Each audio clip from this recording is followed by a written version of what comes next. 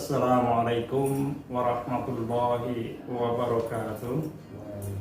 Innal hamdalillah nahmaduhu wa nasta'inuhu wa nastaghfiruhu wa na'udzu billahi min shururi anfusina wa min sayyiati a'malina. May yahdihillahu fala mudilla lahu wa may yudlil fala hadiya lahu. Asyhadu an la ilaha illallah wahdahu la syarika lahu. Asyhadu anna Muhammadan abduhu wa rasuluhu la nabiyya ba'dah. Allahumma sholli wa sallim wa barik ala Muhammadin wa ala alihi wa sahbihi ajmain. Anak-anakku sekalian yang saya sayangi, alhamdulillah pada kesempatan ini kita dapat bersua secara virtual, semuanya sehat ya. Itulah yang perlu kita syukuri ya, nikmat yang sangat besar yang mungkin kita tidak menyadarinya. Maka untuk bersyukur pada Allah kita sampaikan alhamdulillah ya. Kemudian rasa terima kasih kita, rasa penghormatan kita kepada Rasulullah, mari kita bersolawat pada Rasulullah SAW. Anak-anakku yang saya sayangi, pada kesempatan pesantren Ramadan pada tahun 1443 Hijriah ini, kami akan menyampaikan materi tentang makna ibadah kepada Allah. Definisi dari ibadah itu ya secara bahasa etimologi artinya merendahkan diri atau tunduk.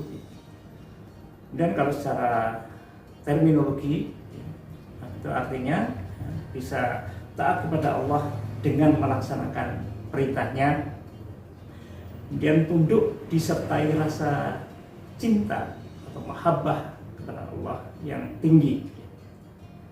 Kemudian juga bisa bermakna seluruh apa yang dicintai dan diridhai Allah Subhanahu wa taala, baik itu berupa ucapan atau perbuatan, baik secara zahir maupun batin.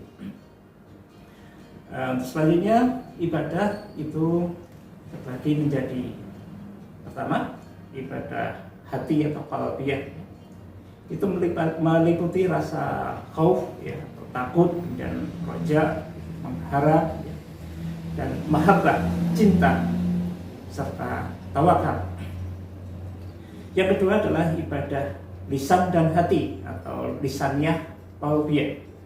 Contohnya misalnya tasbih, tahmid, tahlil, takbir ya. Kita semuanya sudah tahu lafaznya itu semuanya ya.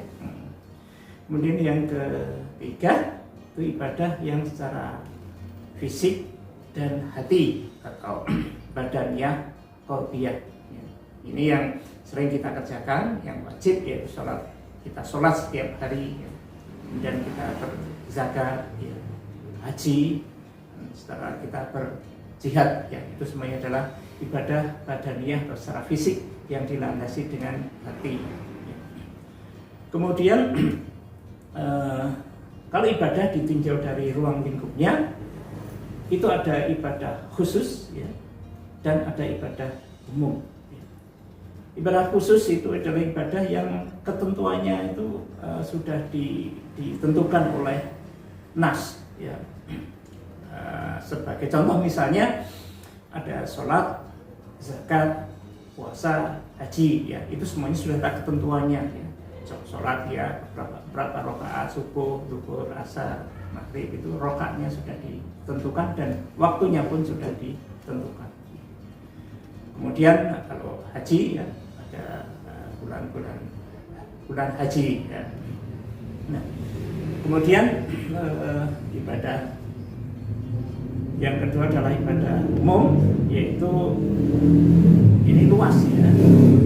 Semua perbuatan baik yang dilakukan dengan niat semata-mata hanya karena Allah SWT ya. Contoh ya, kita berdakwah ya, amar ma'ruf nahi mungkar di segala bidang ya. Kemudian kita menuntut ilmu setelah bekerja mencari nafkah. Ini adalah bila diniatkan ini karena Allah, maka itu adalah bernilai sebagai ibadah.